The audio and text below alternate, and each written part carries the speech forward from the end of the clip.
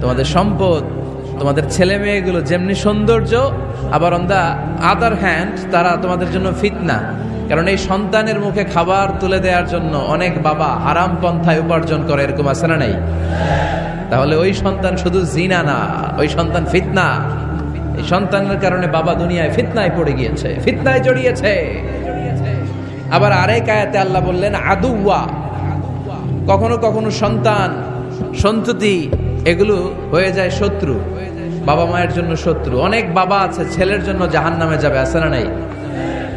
অনেক ছেলে আছে বাবার জন্য জাহান্নামে যাবে। কিয়ামতের দিন বাবা ছেলেরে পরিচয় দিবে না, ছেলে বাবারে পরিচয় দিবে না, একে অপরের শত্রু হয়ে যাবে, ঠিক কিনা? কারণ দিনটা বড্ড ভয়ঙ্কর, কেউ কাউরে চিনবে না। সেদিন হবে 50,000 বছরের সমান একটা দিন। সবার মুখে একটাই চিৎকার, ইয়া নাফসি ইয়া নাফসি। আকাশের জলজলে সূর্যটা অনেক দূরে, তারপরেও তাকাতে কত সমস্যা হয়, অনেকে এইভাবে আছেন। সেই সূর্যটা, তেজদীপ্ত সূর্যটা কিয়ামতের মাঠে মাথার একেবারে কাছাকাছি চলে আসবে। সূর্যের প্রচন্ড তাপে মাথার মগজগুলো গলে গলে নাকের ছিদ্র আর কানের ছিদ্র দিয়ে বেয়ে বেয়ে পড়বে। হুফাতান উরাতান মুশাতান গুরলা, পায়ে দেওয়ার মতো কারো জুতা থাকবে না। আজকে যে বাটা জুতা পরে আসছেন, অ্যাপেক্সের জুতা, কিয়ামতের দিন জুতা থাকবে পায়ে, গায়ে জামা থাকবে না। Everyone will stand up as naked. There is no dress, no costume, no garment in their body.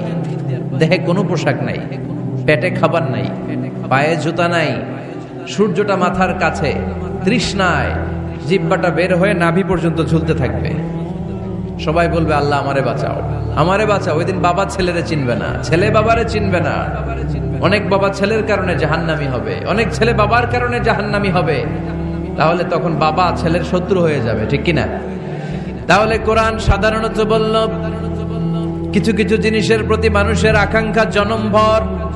এর মধ্যে অন্যতম হলো সন্তান সন্ততি। এই সন্তান কখনো হয়ে যায় জিনা মানে সৌন্দর্য, আবার এই সন্তান কখনো হয়ে যায় ফিতনা মানে পরীক্ষা, আবার এই সন্তান কখনো হয়ে যায় আদুয়া মানে শত্রু, ঠিক কিনা?